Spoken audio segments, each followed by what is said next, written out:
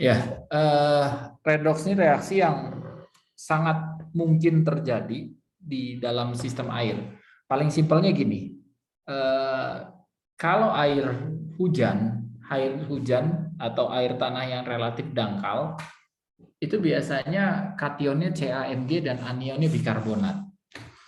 Tapi ada hal tertentu pada saat kondisi di kedalaman tertentu atau gangguan proses lain, ada transfer CaMg-nya terreduksi, mungkin menjadi CaSO4 atau Ca karbonat, dan ya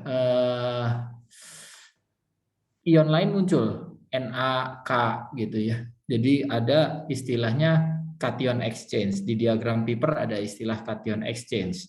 Ya, saya masih punya utang tentang diagram Piper, harusnya di S1, tapi di sini ada yang nggak semuanya kan ngambil bidang itu. Nah, konsepnya dulu, redox ini mengakibatkan ada perubahan bilangan oksidasi atau valensinya. Jadi misalnya muatannya positif, muatan positif 2.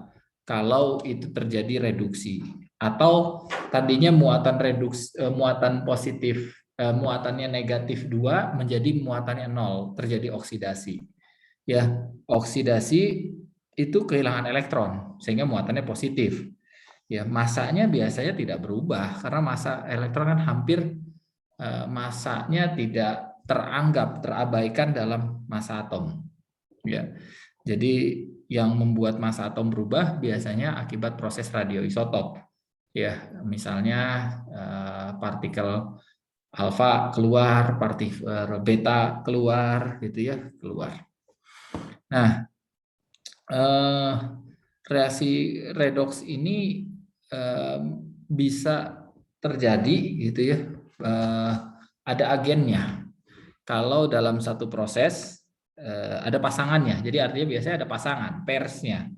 Ada agen yang kalau dia mengalami oksidasi sebagai oksidator, berarti dia mengalami reduksi. Misal, ya oksigen itu muatannya negatif 2. Dalam satu massa keluar akhirnya gelembung gas oksigen. Saya ambil coret-coretan sebentar. Ya, ion oksigen terus jadi gas oksigen. Ya, oksigen dalam hal ini mengalami oksidasi dari 2 negatif menjadi O2 yang muatannya norm ini. Ya, maaf. Oksigen tadi muatannya 2 negatif, dia bereaksi dengan macam-macam misalnya menjadi O2. Ya, muatannya 0. Dia sebagai mengalami oksidasi. Ya. Mengalami oksidasi berarti ya. Dia sebagai dari muatannya 2 negatif menjadi muatannya 0. Itu mengalami oksidasi, ya. Nah, kalau ada pasangannya, biasanya pasangannya yang mengalami reduksi. Jadi oksidator itu biasanya mengalami reduksi, tapi reduktor itu mengalami oksidasi. Gitu ya istilahnya. Itu ada pairs, biasanya pasangan. Misal gini, besi 3+ berubah menjadi besi 2+, Sn2+, Sn itu timah ya, menjadi Sn4+. Ya, kalau reaksi ini terjadi, misal berarti besi ini mengalami reduksi. Ya kan, muatannya dari 3+ menjadi muatan 2+. Besi Fe berarti sebagai oksidator. Nulis oksidator salah. Besi mengalami oksidator. Ya, tadinya besi 3+ menjadi besi 2+.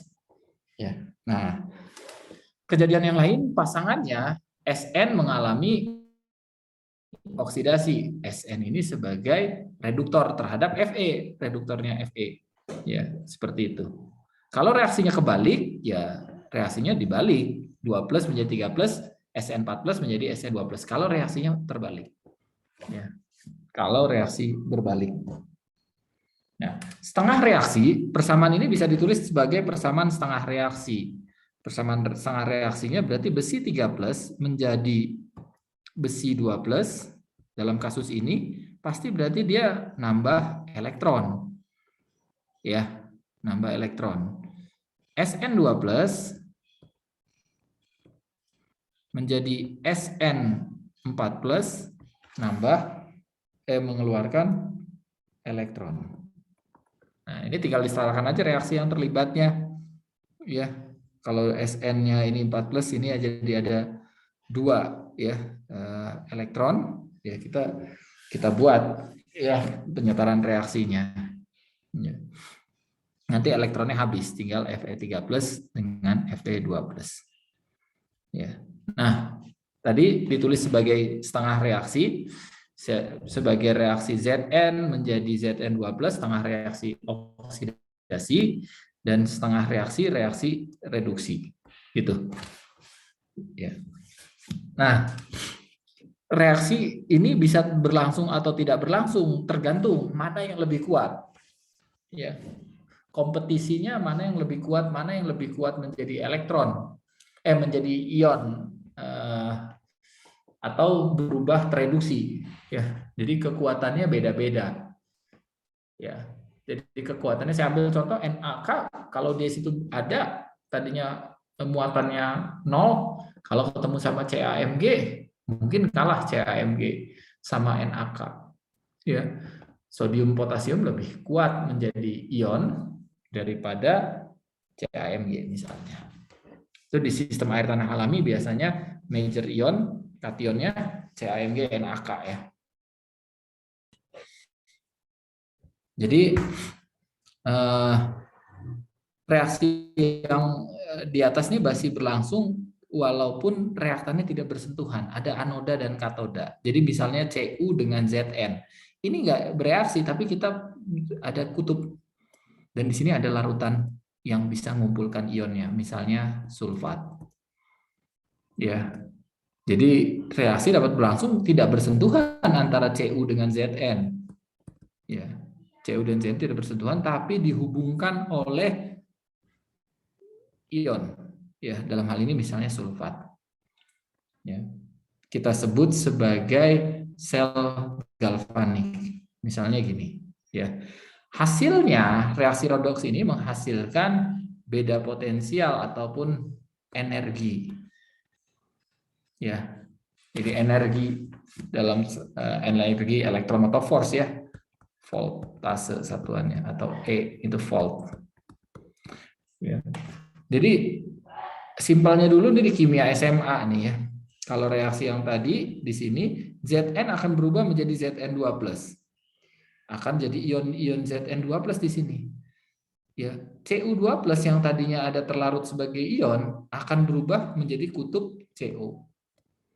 Ya, Zn lama-lama semua habis bisa jadi Zn2+ kalau terus berlangsung. Ini sebagai reaksi biasanya teman-teman metalurgi ya, dalam elektrometalurgi dan hidrometalurgi itu ada anoda katoda dibuat ya untuk menghasilkan zinc ataupun copper. Ya. Nah, ini disebut sel elektrokimia ya, menghasilkan arus listrik ya, sistemnya kayak di baterai aja ya. Baterai sistemnya potensial energi potensial kimianya menjadi energi listrik ya.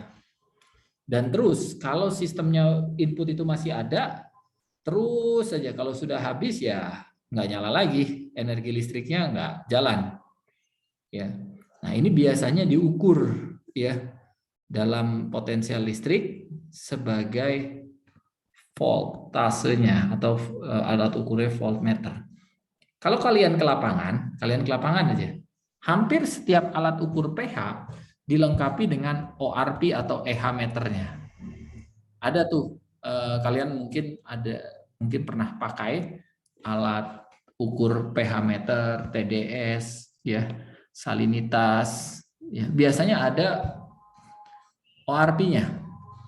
Oxidation Reduction Potential. Jadi potensial redoks yang ada di larutan sampel kita, air dalam hal ini, nilainya berapa volt? Ya, nilainya berapa volt? Itu diukur atau kita nyebut nanti EH, satu pH ya yang kita ukur tingkat keasaman dan EH.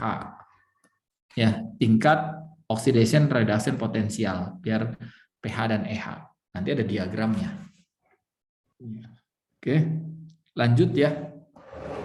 Dalam sistem air alami, reaksi ini ada nih. Apalagi kita terbuka gitu ya, oksigen masih ada. Oksigen sebagai agen oksidator misalnya ya, dia masih terus aja. Dia akan berubah menjadi O2 gitu ya, dari sistem masuk ke larutan ya, atau ada CO2 masuk ke larutan ya. Itu juga bisa berubah. CO2 juga bisa berubah menjadi CO2 dalam kasus ini plus 4. Ya, tapi kalau dalam kondisi berubah CO bisa menjadi bentuk lain. Ya. Kita lihat. Nah, untuk menghitung referensi nilainya, ini untuk referensi nilainya dihitung dari standar hidrogen elektrod. Jadi elektrod standarnya itu reaksi ion H+ menjadi gas hidrogen. Ya, dalam kondisi 1 molar, tekanan 1 atmosfer, dan nilainya di sini sebagai reference value nolnya tuh ini. Ya, 0 voltnya. Jadi kalau selisihnya ya selisih dari itu. Nilai itu yang kita ukur adalah selisihnya terhadap nilai standar. Kalau selisih bisa positif, bisa negatif. Namanya selisih. Nanti kita bahas selisihnya positif artinya apa, selisihnya negatif artinya apa. Ya. Nah, ini berdasarkan konvensi ya, itu menetapkan nilai-nilai electromotive force ya dalam satu sel atau berdasarkan standar hidrogen elektrodnya, setengah selnya. Ya. Ini ada data dari IUPAC, tuh ada, tinggal dibuka di database-nya IUPAC ya. Itu besi 3+ menjadi Fe2+. Ya. Nilainya E0-nya dalam kondisi 1, kalau 0 nih kondisi standar ya, 1 atmosfer ya 25 derajat Celcius ya. Fe3+ menjadi Fe2+ itu nilainya 0,771 volt. Sn4+ menjadi Sn3+ itu 0,15 volt. 4 volt.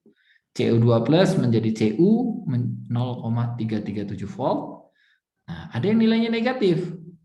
Zn2+ menjadi Zn nilainya minus 0,763. Nah, ini artinya ini yang ada yang muatannya nilainya positif, ada yang muatan nilainya negatif. Ya, redoksnya. Tapi kalau ditulisnya kebalik, ya ini jadi kebalik. Fe2+ menjadi Fe3+, misalnya saya ambil Fe2+ menjadi Fe3+ plus elektron. Ya nilainya minus 0,771 volt untuk kasus ini. Ya, negatif. Nah, beda dengan delta G, energi bebas Gibbs, muatan positif itu spontan dalam kondisi ini. Dalam kondisi standar temperatur pressure, muatan atau nilai energi bebas Gibbs itu kalau positif tidak terjadi. Tapi kalau ini, kalau nilainya positif itu yang terjadi. Artinya gini, Fe3+ akan jadi ion Fe2+ dalam kondisi normal? Iya. Ya, ion besi 3+ akan jadi ion besi 2+.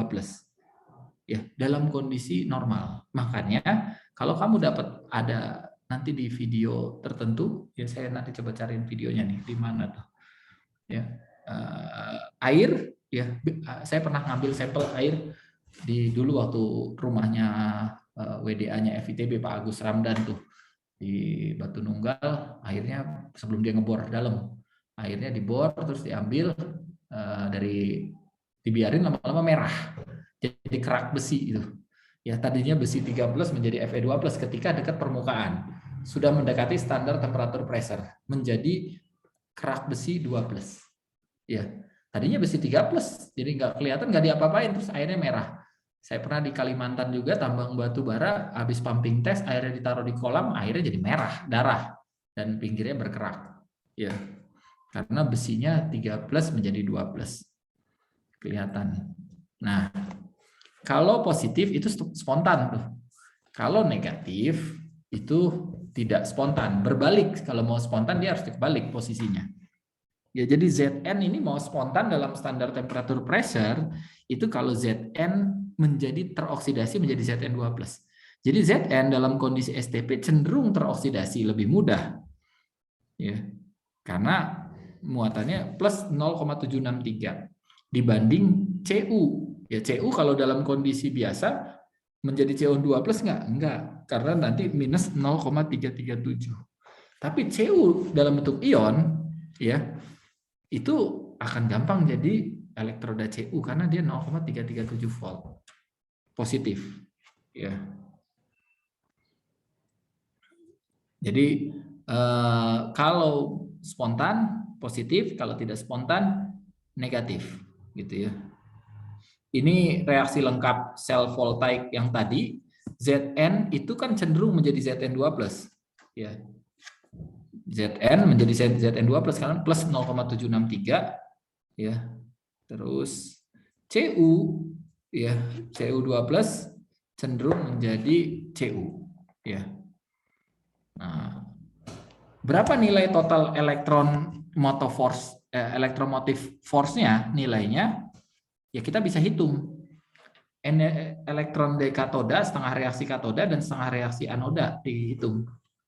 Ya, di katoda Zn menjadi Zn artinya di katoda kan mengalami reduksi. Ya, yang mengalami reduksi siapa nih? Cu2+ ya. Dalam kasus ini menjadi Cu. Ya, kasus sel volta yang ini. Nah, ini Cu2+ menjadi Cu. Jadi yang mengalami reduksi Cu berapa nilainya? Kita hitung, misalnya di sini, ini katoda, ini anoda, ini katoda. Ya, di katodanya Cu2+ menjadi Cu. Ya kita hitung, ya tadi 0,337, ya kan dihitung dari katoda yang mengalami reduksi kan Cu2+ menjadi Cu, itu sel anodanya. Sel katodanya mengalami reduksi. Ya. Nah, nilainya katoda dikurangi anoda. Jadi total electromotive force dalam sel ini itu 1,1 volt. Ya. 1,1 volt. Kalau kita mau dapat energi beda yang lebih tinggi ya cari yang bedanya lebih tinggi lagi. Ya. Nah, tapi kalau reaksinya dibalik, jadi minus 1,1 volt. Ini tidak spontan. Yang spontannya yang ini. Ya. Nah, ada hubungan antara energi bebas Gibbs dengan electromotive force. Ini ada hubungan. Ya, hubungannya ya pasti ada tanda negatifnya ya. Karena ini kan kalau yang spontan positif, kalau yang tidak spontan negatif. Jadi delta G itu min NFE. F-nya konstanta Faraday. Faraday ini kalau dulu ahli fisika, ahli kimia tuh ya begitulah, sains itu di zaman apa ya kita sebut zaman abad Renaissance ya, masa-masa itu ilmuwan-ilmuwan itu tidak pernah membatasi ilmunya. Jadi kita sekarang membatasi ilmu, ini bidangnya geologi, ini bidangnya geofisika, ini bidangnya tambang, ya makanya saya cenderung setuju itu bubar aja, jadiin satu gitu ya. Jadi mungkin perkembangan sains akan lebih cepat dibanding pertemuan. Jadi perguruan tinggi ini mengalami perlambatan inovasi. Tapi di luaran sana inovasinya cepat. Karena perguruan tinggi lama-lama membuat birokrasi masing-masing menjadi sel-sel kecil, prodinya kecil-kecil banyak, masing-masing punya harga diri. Wah, ini bidangnya saya, nggak boleh kamu risetnya begitu. Ya, ini. Padahal zaman pertengahan, ya abad di mana sains itu berkembang pesat, ya kita sebut masa zamannya Newton, zamannya Faraday, dan zamannya itu, waduh, dia nggak tahu ahli apa. Leonardo da Vinci ini ahli apa nggak tahu. Ya, Faraday di kimia, di fisika, ya di matematik juga.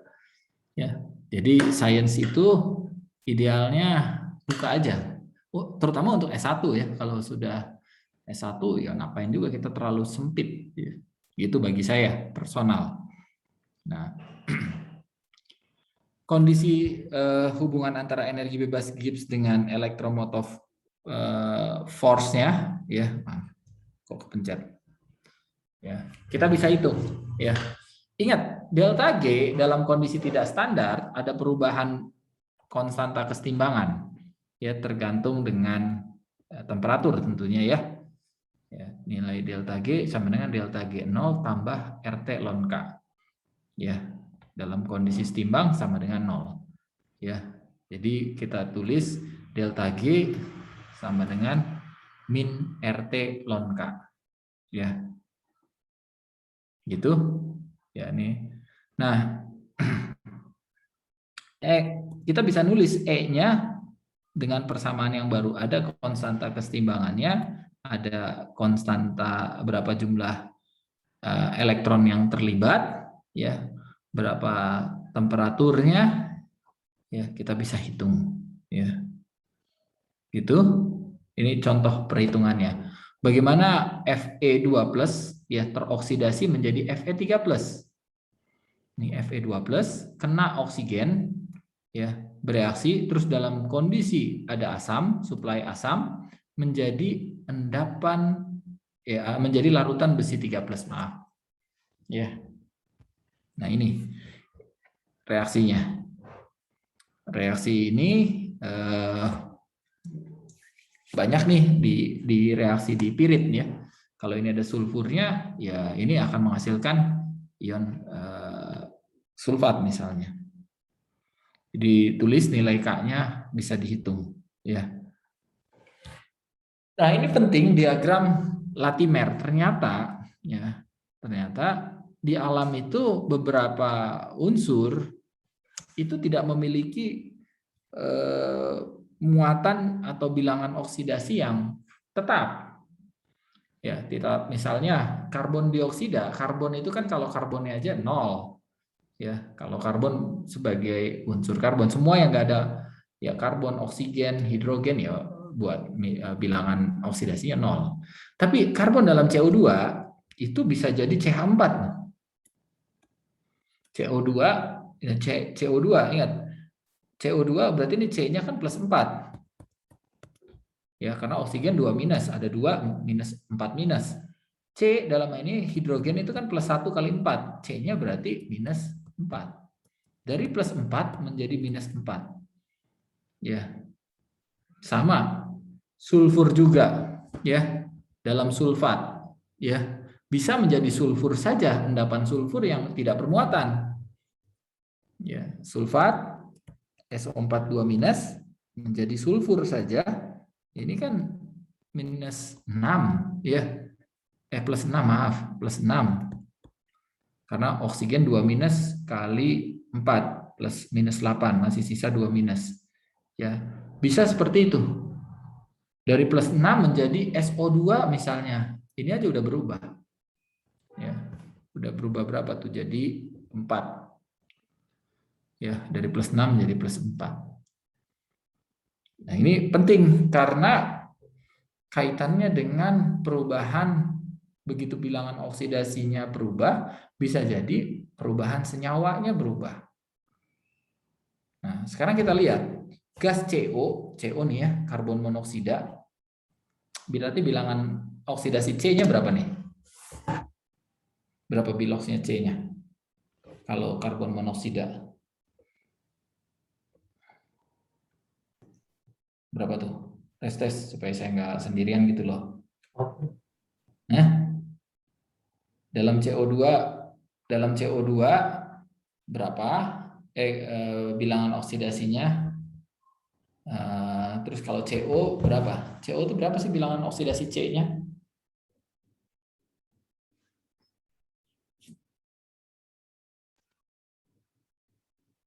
Tes.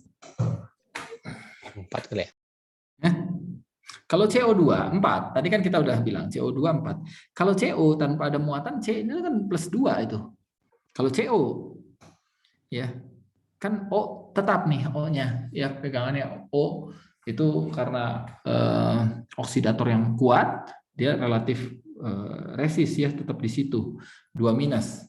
Berarti kalau O itu 2 minus, CO, C-nya kan 2 plus kan? Dalam kasus ini, C ini punya bilangan oksidasi plus 2. Kasus CO2, bilangan oksidasinya ini plus 4. Kalau C aja 0 kan? C aja 0. Nah, sekarang CO ini bisa berubah menjadi CO2 ataupun menjadi C. Ingat, bisa nggak berubah gitu loh. Jadi, nah ini tes. Ada. Kelihatan udah ganti slide-nya belum ya? Takutnya tadi kepencet-pencet. Terlihat Pak. Udah. Lihat Pak. Kita lihat CO2 gas. Kalau mau jadi CO, dia minus 0,116 volt. Akan terjadi nggak reaksi CO2 direct menjadi CO? Tidak. Ke sini nih. Tidak terjadi ya? Benar nggak? Tidak akan terjadi. Ini reaksi rentetannya C nih. Ya. Reaksi rentetannya C. Kalau dalam kondisi normal, CO2 menjadi CO itu enggak. Karena minus 0,116 volt. CO menjadi C itu normal. Terjadi nggak nih? Terjadi. Berarti CO menjadi C, oke. Nah, CO menjadi CO2, oke nggak terjadi? Kalau ini kebalik.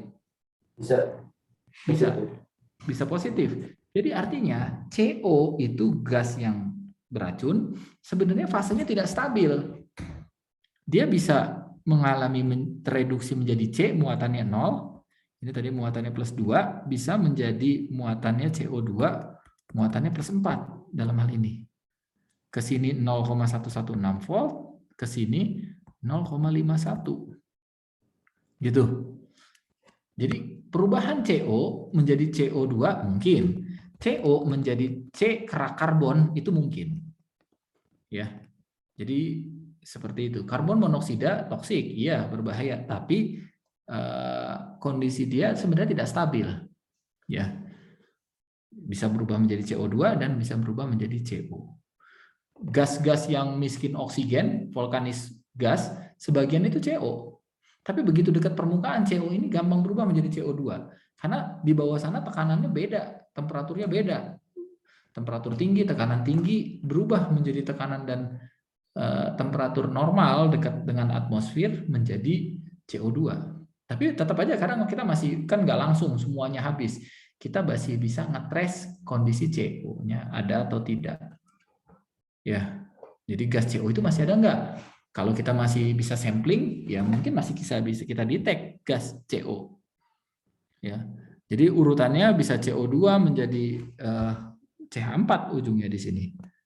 Artinya CO2 menjadi CO itu nggak mungkin, ya. Jadi nggak mungkin. Tapi CO2 menjadi CH4 bisa mungkin nggak?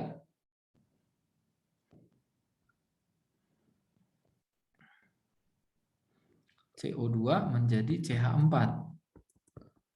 Harus melewati, kalau melewati CO dulu, dari CO menjadi C, ya ini ke sini mungkin, ke sini yang nggak mungkin, ya karena negatif. Ke sini lagi mungkin, dari CH3OH menjadi CH4. Ya. Ini reaksi dengan PET yang berbeda, jalur yang berbeda. Ini jalurnya menjadi CO, kalau ini jalurnya menjadi HCO2. CH2O. Jadi jalurnya beda-beda nih. Jalur CO2 menjadi CH3OH ya. Di sini ke sini dulu ya. Sama gas-gas yang lain juga ya. Jadi ada diagram Latimer ya. Oke. Pertanyaannya, ini buat pertanyaan, memungkinkan tidak CO2 menjadi CH4? Kalau iya, syaratnya apa? Tidak, syaratnya apa? Apakah kita perlu syarat lalui dulu proses ini yang kita hilangkan, dijadikan mungkin? Caranya gimana? Dijadikan ini kan delta G sama dengan min nRT. Gitu kan? Min NFE, sorry. Min NFE. Nah, nilai FE-nya segini. Ya. Nah, ini delta G-nya harus jadi positif, caranya gimana? diganti temperatur atau diganti tekanan, bisa aja gitu. Kasus yang tadi CO menjadi C ya itu 0,51 volt, tapi CO2 menjadi CO nggak mungkin. Tapi CO menjadi CO2 mungkin. Ya. Totalnya ya reaksi total dari CO menjadi CO2 ditambah C, kan ada setengah sel ke ini C, ini CO2, CO dan C. Ya. C-nya di tengah sini, maaf. C dan ini CO dan C ya, gitu ya, benar. Ya.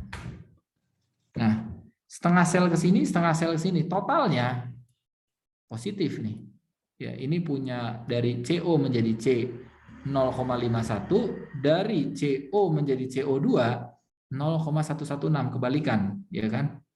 Dan totalnya 0,626. Artinya reaksi CO menjadi CO2 dan karbon itu mungkin. Jadi mungkin nggak kita bikin karbon dari CO2?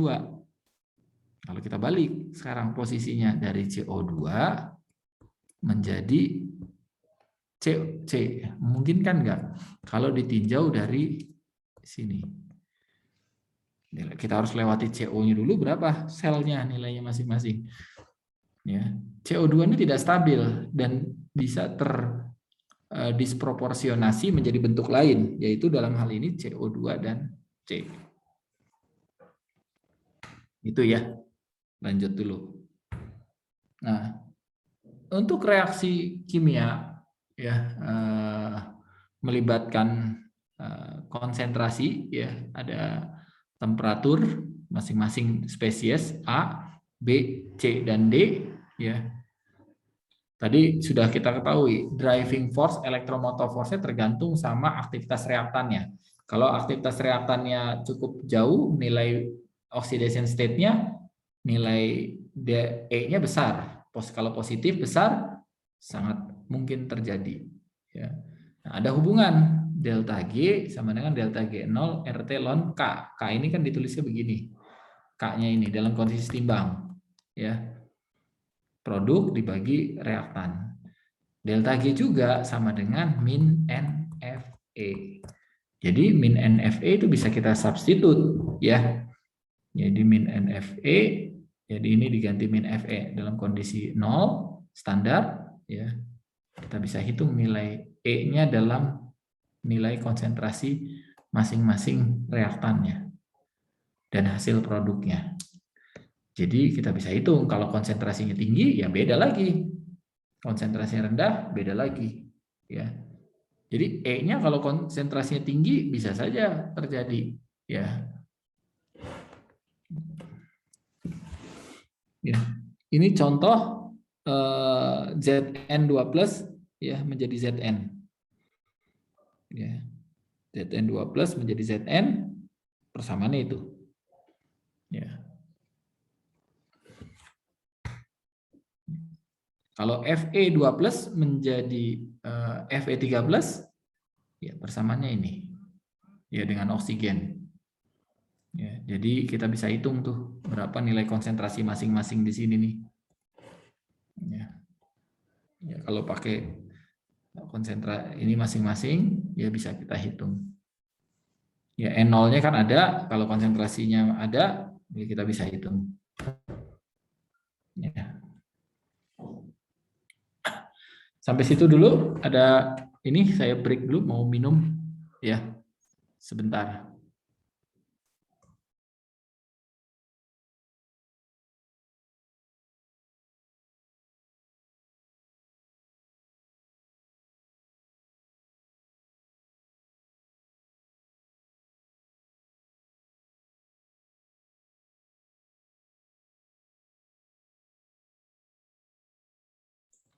Oke, lanjut.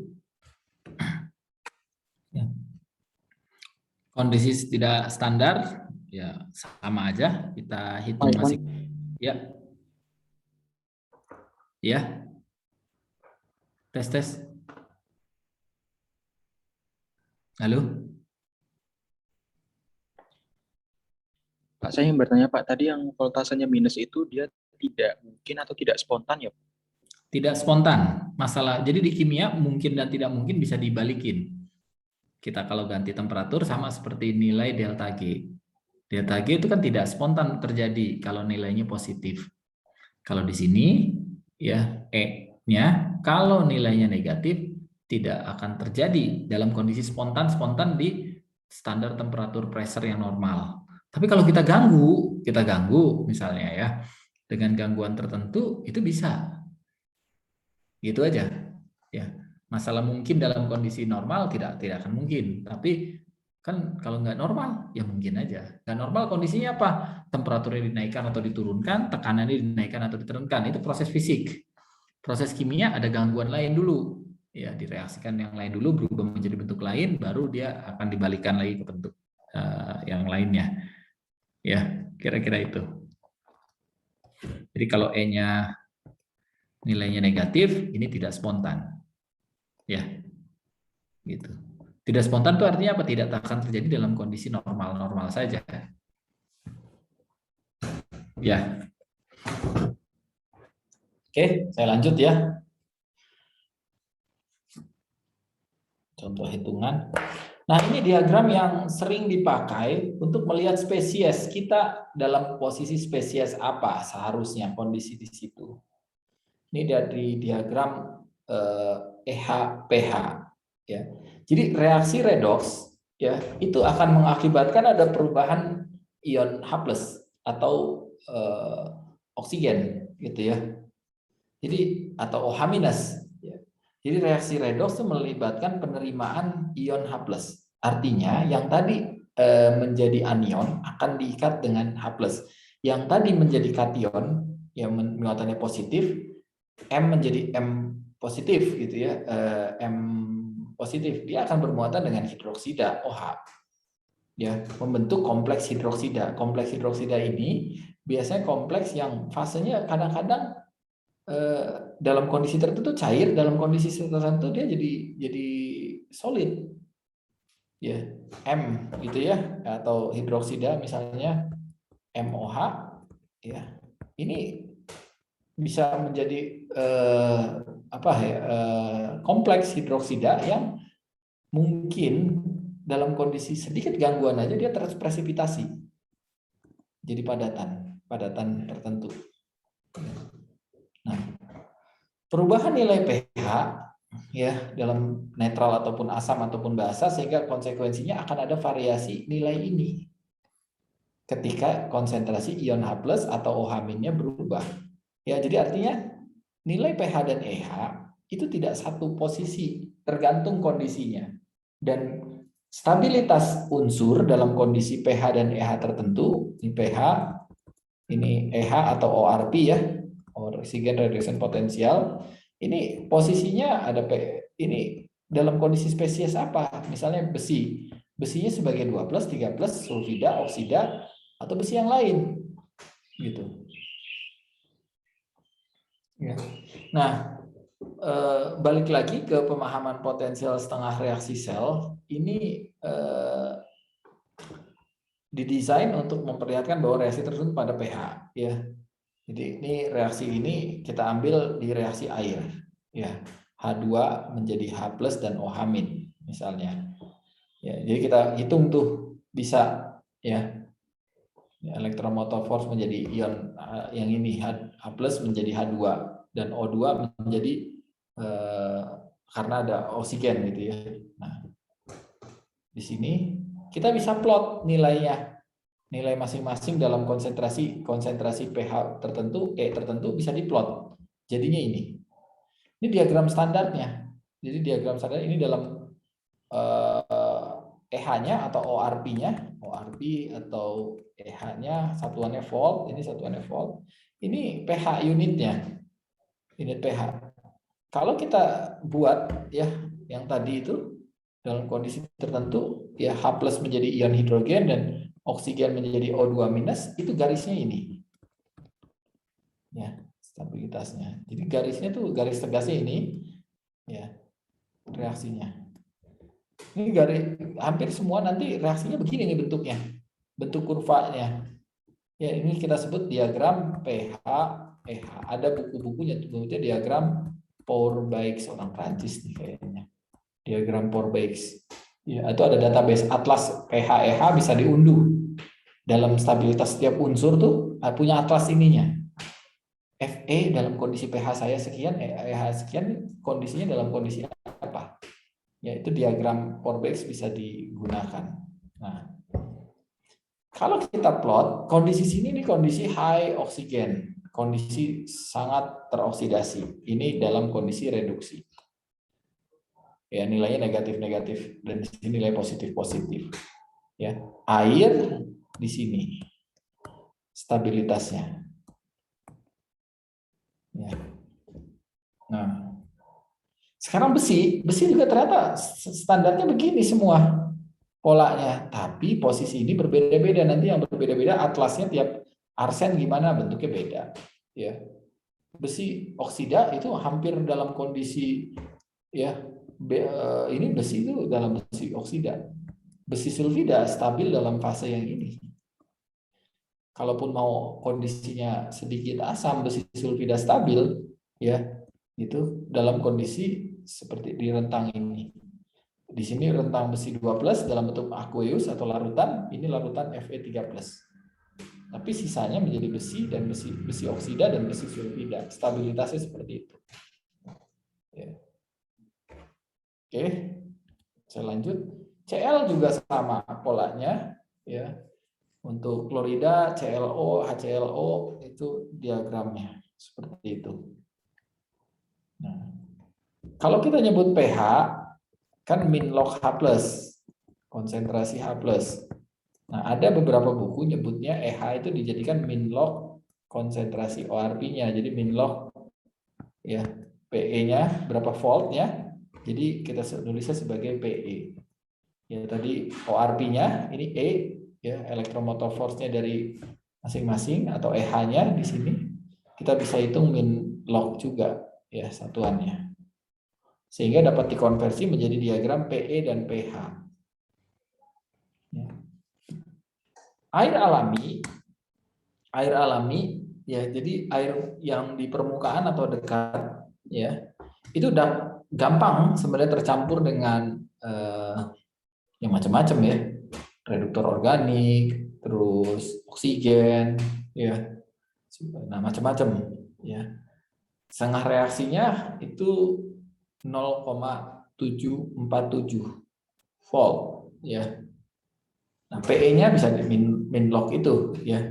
12,6 dalam pH 8. Ya, tekanan parsial oksigen 0,21 atmosfer. Bisa tahu 0,21 atmosfer dari mana? Ingat konsentrasi udara, oksigen, tekanan parsialnya kan nitrogen kalau 1 atmosfer ya, nitrogen kan punya porsi 78%. Oksigen itu sekitar 20-an%, 21%. Dalam tekanan parsial oksigen itu 0,21 atmosfer, kondisinya seperti itu. Nah, ini contoh kasus. Contoh kasus pengaruh pH EH. Ya, ini contoh kasus real di dalam satu kasus. Ya, sebelum ini mungkin kita break dulu. Ada yang mau ditanyakan?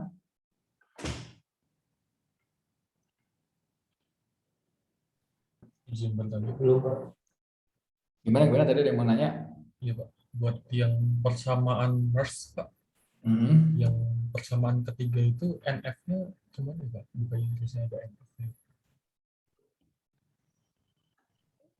Ini Iya, hapus dulu. Ini ya. iya, Pak. Kan dari persamaan kedua dibagi NF. Pak. Ini delta G kan sama dengan NFE. Betul. Ya. Betul. Terus delta G 0 berarti NFE 0 gitu ya. Iya. Ya. Terus ini jadi E gitu ya. Ya, itu kan E-nya berarti kan karena NF-nya dibagi NF kan. Pak. Ah, Nah, yang ya. RT harusnya bukannya harusnya RT per NF. Pak. Oh, ini NF-nya hilang gitu ya. Iya. Ya. N0-nya NF-nya hilang kan ya. Ini. Iya, betul. Yang RT-nya, Pak. Ya. Ini gitu ya. Iya, rupanya harus seperti itu. Yang ini kan hilang di bagian sini. Iya benar. Ini maksudnya ya. Gitu. Iya, jadi harusnya seperti itu. Nilainya harusnya seperti itu ya. Ya mungkin saya salah ngetik gitu ya. Salah, kalau memang seharusnya gitu berarti idealnya memang begitu tuh kalau berdasarkan itu.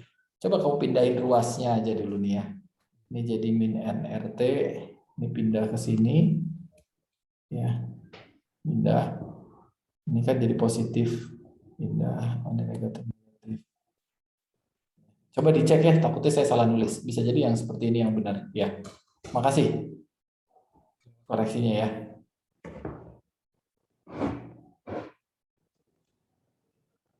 Oke. Ada lagi?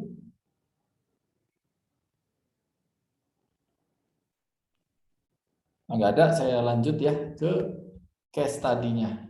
Nah, case study. Case study-nya gini. Ini case yang real ya. Ada satu kasus, ada peningkatan ion besi 3+, ion besi Fe ya. Karena yang dijadikan parameter lingkungan kan besi terlarut, kita nggak tahu 2+ atau 3+. Tapi biasanya terlarut dalam kondisi Fe 3+ ya. Nah, kalau Fe 2+ biasanya jadi besi oksida ya. Fe 3+ jadi dalam kondisi oksidasi ini jadi padatan. Oksidasi ini Fe 3+ ini padatan. Biasanya, tapi nggak selalu. Ya karena kondisi Fe 2+ dan 3+ dalam kondisi setimbang masih ada aja karena oksigen masih komunikasi aja gitu ya. Nah, kasusnya gini, ada sumur pantau di salah satu ini di tempat centralized mud treatment facility dari pemboran migas, ya. Pemboran migas dia tempatkan. Artinya cutting, ini isinya cutting hasil pemboran plus lumpur pemboran, ya. Berdasarkan regulasi memang ini disebut limbah B3. Cek aja di PP-nya atau di permennya, salah satu limbah B3 tidak hanya hasil pengolahan pertambangan ya. Itu hasil cutting pemboran bersama lumpur pemboran yang naik itu harus ditempatkan dan diperlakukan sebagai limbah B3. Nah, sekarang pertanyaannya, ini ditempatkan nih di salah satu perusahaan migas ya. Ini ada sumur pantau, berarti tentunya dia punya pitnya, punya tempat penimbunannya dan sumur pantau. Ini sumur pantau lah ya. Ada sumur pantau. Nah, ternyata ada kejadian konsentrasi Fe-nya naik. Fe-nya tuh naik gitu ya. Nah, tapi di sini kan nggak ada Fe nih. Nggak ada Fe. Jadi bukan dia dong harusnya gitu kan. Jadi artinya kalau kita pegang case-nya saya nggak ada Fe-nya kok, yang saya buang kan organik karbon paling cutting-cuttingnya kalaupun ada gitu ya. Mungkin endapan-endapan hidrokarbon gitu ya, ada batu bara, ada lignit, ada daerah-daerah begitulah sedimen-sedimen organiknya paling banyak. Terus lumpur pemboran misalnya pakai bentonite, lumus kimianya kan alumina silikat ya dan H2O. Nggak ada juga tuh Fe-nya. Nah, terus kenapa Fe-nya meningkat? Ya, ingat soil tanah itu ada Fe-nya. Jadi kita punya origin Fe sebagai ya, tanah nih kalau kamu ambil ya lateritic soil ya mau tinggi nikelnya mau enggak Fe itu ada sebagai hasil lapukan. Tanah kan produk lapukan dari batuan, produk residunya besi oksida salah satunya. Produk akhir tuh ya, produk paling stabil di dekat permukaan ya besi oksida. Nah, besi oksida ini kan bukan besi terlarut. Nah, tapi hati-hati dengan gangguan pH dan EH. Hati-hati. Tadi kan kita punya diagram. Besinya besi padatan nih, besi oksida di sini. Ya, tapi bisa jadi besi 2+ kan di dalam kondisi tertentu. Nah, kalau pH EH-nya dalam kondisi begini atau Fe3+, ya, besi oksida nih misalnya padat, iron oxide. Nah, apa yang mengakibatkan? Kalau ini kita anggap gangguan, penyebabnya apa? Hati-hati. Karena ada organik karbon dan segala macamnya, bisa jadi ada bakteri-bakteri atau organisme pemakan dan yang membutuhkan itu. Ya, hasil kinerja bakteri, ya, buangannya bakterinya itu hidup, mati dan segala macam di situ mengakibatkan adanya, ya, mati itu organik kontennya tinggi ya, dan mengakibatkan sulfur. Naik turun nih muka air tanah nih, naik turun, nah kan unconfined nih, naik turunnya cepat tergantung musim. Ya, jadi akan membentuk H2S. Atau sulfurnya ada juga sulfur organik di sini. Nggak ada besi dia, tapi sulfur organik ketemu dengan permukaan jadi SO2. SO2 ada H2O menjadi sulfat. Efeknya apa? Acid. pH turun. pH akan ke kiri. Ya, tadinya kan stabilitasnya besi oksida, ya dia akan stabil ke sini. Jadi artinya dalam kondisi karena gangguan tadi ada kecenderungan posisinya tidak stabil, geser ke kiri. Dan kondisinya dekat dengan permukaan, misalnya di sini. Geser ke kiri dekat dengan permukaan bisa jadi mengakibatkan Fe yang ada di sini di soil menjadi Fe ion. Gitu. Tadinya Fe di soil misalnya Fe2O3 ya. Itu menjadi Fe ion. Jadi artinya apa? Aktivitas ini bisa saja tidak ada efluen Fe-nya, nggak ada. Saya nggak punya Fe. Ya, sama seperti swampy. Kita ibaratkan daerah swampy. Ini kan swampy organik kontennya tinggi. Ya. Daerah swampy biasanya ya pH-nya sedikit basah, sedikit asam, Kalimantan ya. Apalagi itu organik swamp, ya banyak gambut. Apa di situ efeknya? Airnya asam. Efeknya asam. Ya, kalau kamu ambil endapan-endapan rawa yang sudah tertimbun, saya ambil contoh di Antapani ya. Antapani di Bandung itu termasuk yang FEMN-nya tinggi-tinggi. Kalau data dari Badan Geologi ya, air tanah unconfined itu jelek-jelek semua tuh, Arca Manik, Antapani, endapan danau. Yang endapan danau Bandung, jadi kalau Bandung Utara, Dago dari Jalan Merdeka ke utara ya, kita sebut daerah sebelah utara, itu enggak endapan rawa tuh, dulunya bukan danau tuh. Nggak ada lacustrine depositnya, ya langsung mungkin nggak banyak di unconfined sistemnya ya di air tanah yang atasnya. Biasanya Fe-nya nggak tinggi-tinggi juga. FeMN tinggi malah di sana tuh di Buah Batu, Batu Nunggal, yang daerah-daerah endapan rawa yang flat area, Antapani, Arca Manik itu tinggi-tinggi sampai ke arah timur ya, Cibiru sana juga Fe-nya tinggi. Nah, ini bisa sama analogi yang ini. Ini kan kita punya organic content, artinya saya nggak punya sumber Fe dari limbahnya. Limbah ini tidak punya Fe. Tapi dengan kita membaca diagram pH-EH, hati-hati. Dia bisa menginduksi gangguan pH, tadi menjadi asam, dan kalau dekat dengan permukaan, potensial redoksnya naik, ya nambah juga, bisa berubah. Paham ya? Bisa dipahami nggak? Bahwa kita nggak perlu ada limbah Fe-nya untuk menentukan bahwa Fe-nya karena ini. Ini nggak bawa Fe, limbahnya nih.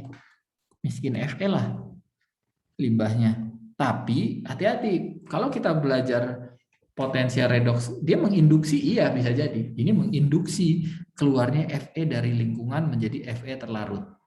Dan mengindus. Jadi tidak langsung, saya nggak buang Fe, tapi aktivitas saya mengakibatkan Fe yang dari tanah, dari batuan keluar menjadi Fe terlarut.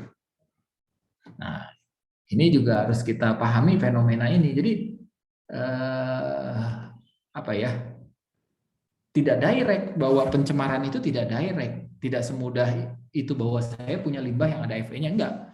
Kita harus lihat lebih hati-hati. Kalau dia tidak direct, dia menginduksi nggak lepasnya Fe menjadi dari soil, dari material penyusun akifernya menjadi Fe dalam bentuk larutan. Gitu. Kalau bacanya cuma letter lock, saya nggak punya Fe di situ, ya memang betul. Paham ya? Di endapan rawa Fe-nya dari mana? Fe-nya dari tanah dan batuan, tapi rawa itu menginduksi perubahan pH-EH, swampy area. Nah, di situ mengakibatkan induksi Fe dari tanah itu dalam fase stabil besi oksida menjadi Fe larutan. Nangkep? Ini bisa nangkep ya? Ya, bisa. Semakin dalam Nah, semakin dalam ini. Semakin dalam itu kan makin mendekat ke walaupun jauh ya di bumi. Tapi kan batuan-batuan yang berasal dari batuan. Gimana? Batuan-batuan dari batuan kan Fe-nya tinggi. Mungkin tanah-tanahnya itu hasil dari lapisan batuan sebelumnya. Gitu. Ini kan batuan nih ya. Ini di bawah sana batuan, mungkin kedalaman berapa ratus meter gitu maksudnya Pak Fahri ya. Ini kan ada Fe-nya juga kan gitu ya. Mungkin bentuk ini, mungkin bentuk 34 ya. Nah, tanah, ketika tanah besi oksida yang ada di tanah umumnya tidak, kalau besinya masih dalam mineral Fe2O3 atau Fe3O4 yang kristalin, ini misalnya kristalin, ini relatif lebih stabil daripada Fe2O3 amorphous. Kan ada tuh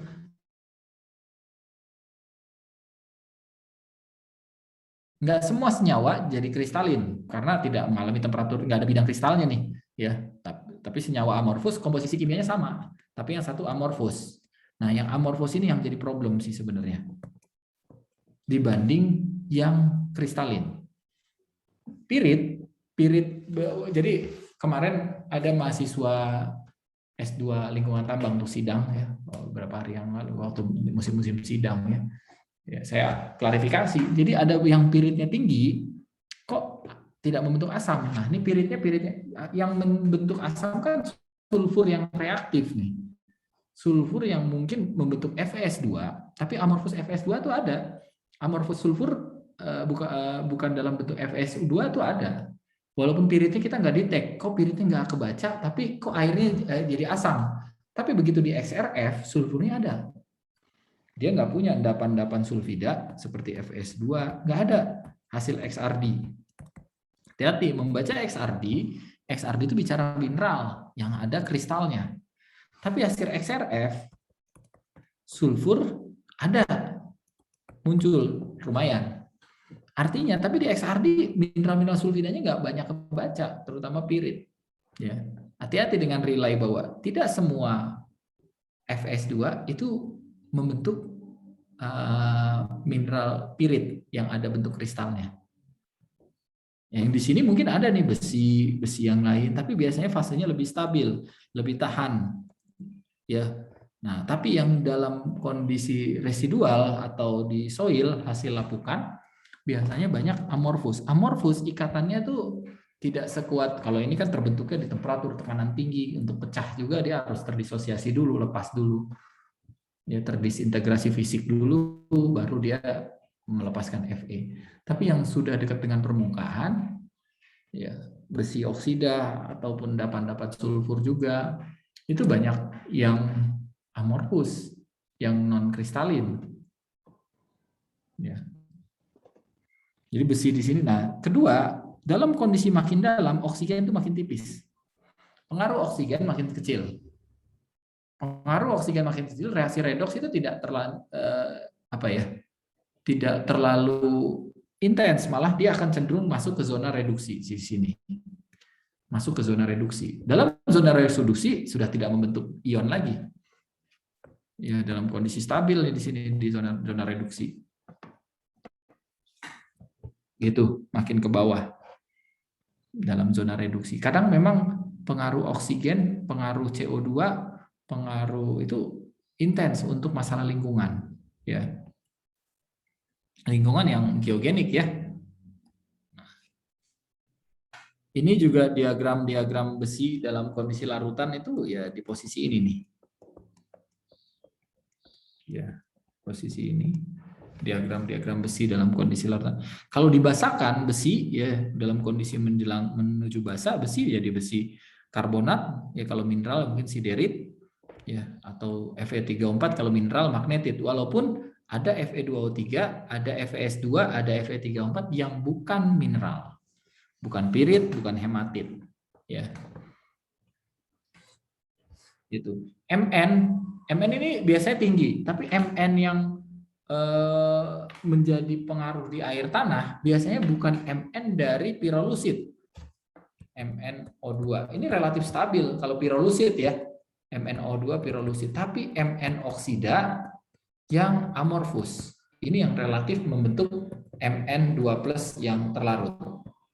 Dissolve. Jadi kalau ada Mn naik atau konsentrasi tinggi, biasanya yang menjadi penanggung jawab itu bukan pirolusitnya, tapi Mn oksida atau Mn dalam senyawa lain yang non kristalin, amorf.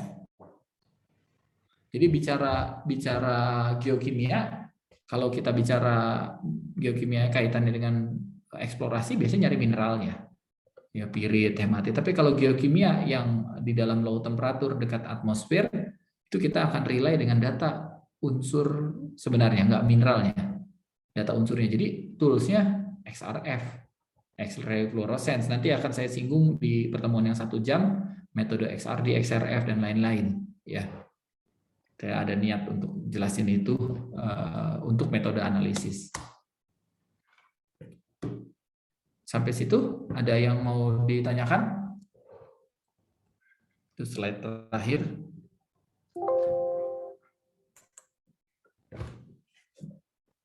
Ada?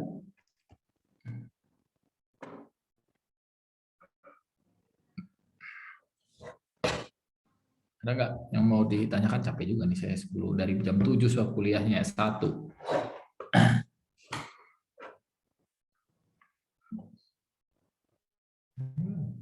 Ya, yang mau disampaikan lagi? Ya, kalau enggak saya mau tutup 10.20 gitu warungnya.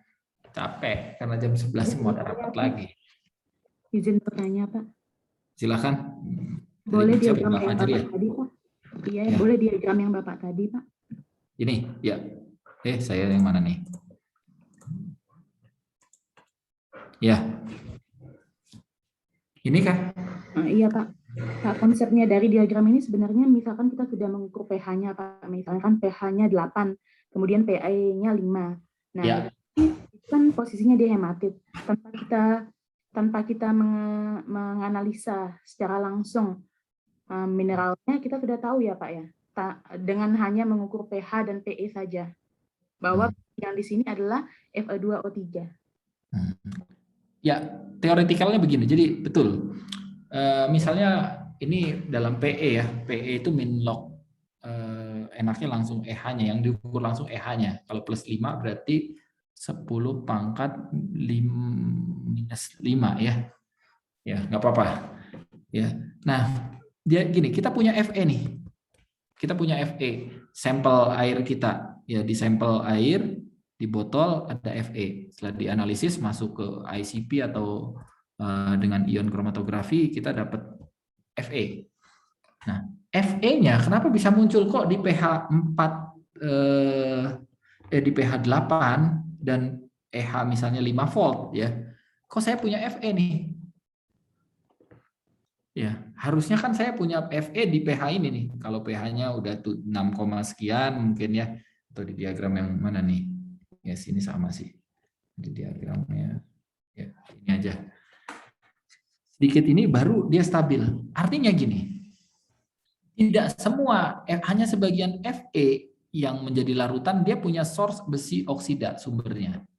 Tapi belum tentu, saya katakan ini coret dulu deh. Hematit ini kalau dia kristalin. Tapi besi oksida itu ada. Hanya sebagian Fe lepas menjadi Fe2+. Dia punya banyak dalam bentuk oksida yang mungkin ya sebenarnya Fe itu jauh lebih banyak. Tapi yang kita analisis hanya Fe dalam bentuk larutan. Jadi di tanah kita bentuknya harusnya sampel posisinya kalau kita ngambil nih screen, sampel nih sumur pantau, ya pertanyaannya kritis, kadang gitu ya. Ya kasus ini diagram PHEH diunduh aja, cari ya. Terus saya screen.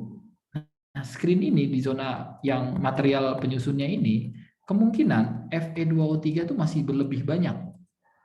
Ini sudah sebagian ke bawah Fe2+. Kan analisis labnya ada ternyata Fe-nya dalam bentuk Fe2+. Mungkin ada gangguan pada saat, kan nggak, air tanah ini benar-benar dinamis. Perubahannya dalam ppm ya, nggak dalam molar, dalam milimol. Ya. Kondisi muka air tanah naik turun, adanya oksigen segala macam mengakibatkan sebagian besi oksida itu menjadi Fe2+. Yang fasenya larutan dan teramati oleh kita. Mungkin di kondisi musim kemarau atau musim tertentu muka air tanah turun di sini, besi ini Fe2+-nya berkurang menjadi Fe yang lain. Gitu. Ya. Jadi kita belum tentu kita menentukan bahwa artinya gini, saya bisa nggak dapat Fe dari diagram PHEH, nilai kuantitatifnya nggak dapat, misalnya berapa ppm kan nggak ada di sini ya. Tapi saya tahu bahwa fase di situ harusnya punya besi oksida. Mungkin material penyusun akifernya yang ada besi oksida, dan kenapa besi 2+-nya terdetek, artinya pernah mengalami gangguan PHEH sehingga tidak stabil, menyisakan kondisi ini pindah ke sini. Ya walaupun pH-nya 8, ya ternyata ya pH-nya 8 dalam kondisi tertentu, muka air tanahnya naik turun, ion H+-nya dia pernah ke sini ke pH 6 misalnya. Begitu ada di pH 6, ya itu dapat ya besi oksida. Kalau nilai kuantitatifnya tergantung source-nya dan juga kondisi ya source-nya ada nggak, tapi kita bisa duga nih bahwa di situ ada besi oksida. Gitu kira-kira Bu Fajriah ya. Terima kasih Pak. Ya, biasa dipakai oleh orang-orang lingkungan yang bagus database-nya lengkap ya, yang saya download, yang saya pakai itu database-nya kalian cari aja atlas PHEH-nya yang cukup banyak ya, variasi dan sumbernya itu punyanya Japan Geological Survey. Itu dicari aja di internet, ada atlas PHEH Japan Geological Survey, dia punya tuh database ya, mungkin USGS juga punya. Nah, tapi saya pakai punya Japan, karena di Japan Geological Survey belakang itu ada penjelasan keterangan-keterangan ya, ini direaksikan dalam kondisi ini. Dia diagram PHEH Fe, dia tidak satu spesies saja, dia kalau kondisi ini. Jadi kita bisa, oh ini nggak satu lembar aja Fe itu di yang begini, ada yang dalam kondisi OH dalam hidroksida, ada yang dalam kondisi oksida ya saja ya. Jadi bisa diunduh dan free untuk membandingkan, oh ini dari mana nih ya, gitu. Mungkin ada lagi.